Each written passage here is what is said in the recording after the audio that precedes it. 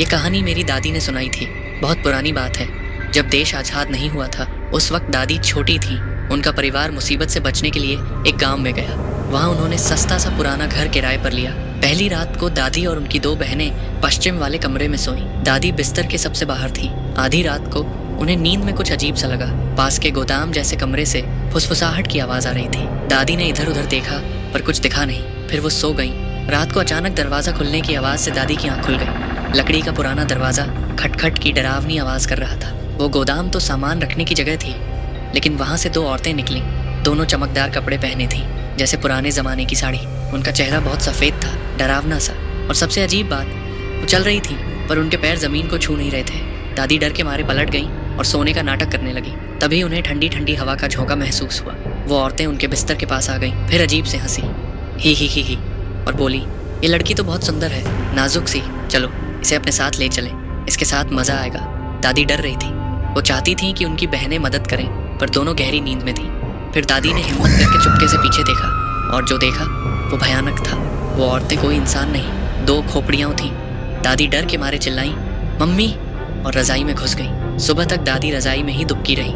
जब उनकी बड़ी बहन उठी तो दादी ने बताया कि गोदाम में भूत है।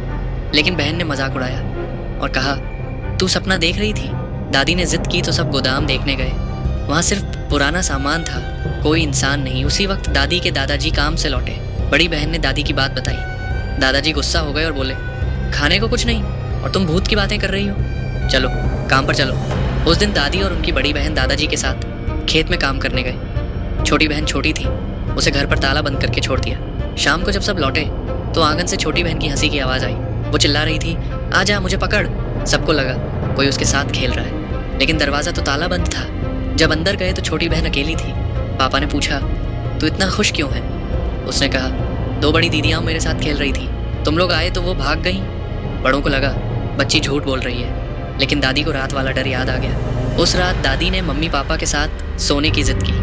अगले कुछ दिन छोटी बहन बहुत कम खाने लगी। जब पूछा तो उसने बताया, वो 2 दीदियाँ उस रोज़ आती हैं। जब आप लोग खेत जाते हैं वो मेरे लिए खाना लाती हैं। रात को मेरे पास बैठकर कहानियाँ सुनाती हैं। दादी को कुछ गड़बड़ लगी। वो छोटी बहन को साथ ले जाना चाहती थी, लेकिन दादाजी ने मना कर दिया। बोले, वो छोटी है, काम नहीं कर सकती, उसे घर पर रहने दे। छोटी बहन भी घर पर रहना चाहती थी, लेकिन एक दिन जब सब काम से लौटे तो छोटी बहन गायब थी। घर में, बाहर, गोदाम, कहीं नहीं मिली। सबने बहुत ढूंढा पर वो जैसे हवा में गायब हो गई। सबको लगा शायद कोई उसे चुरा ले गया। 7 साल बाद दादी के परिवार ने वो घर खरीद लिया। घर को बड़ा करने के लिए खुदाई हो रही थी। तभी मजदूरों को ज़मीन में एक पुराना ताबूत मिला। ताबूत बहुत बड़ा था, जैसे सालों पुराना। गांव में ऐसा होना आम था, तो किसी ने ध्यान नहीं दिया। लेकिन जब ताबूत खोला गया तो सब दंग रह गए। अंदर 3 लाशें थीं। 2 औरतों की लाशें थीं, जिनके कपड़े वैसे ही थे जैसे दादी ने उस रात देखे थे, और बीच में उनकी छोटी बहन की लाश। दादी को यकीन था कि वो भूतनियों ने उनकी बहन को ताबूत में ले जाकर अपना साथी बना लिया। कुछ लोग बोले, शायद कोई बुरा इंसान ऐसा कर गया। जब भी दादी ये कहानी सुनाती, उनकी आंखें भर आती। वो कहती, अच्छा हुआ वो पुराना ज़माना चला गया, अब ऐसी डरावनी बातें कम ही होती हैं।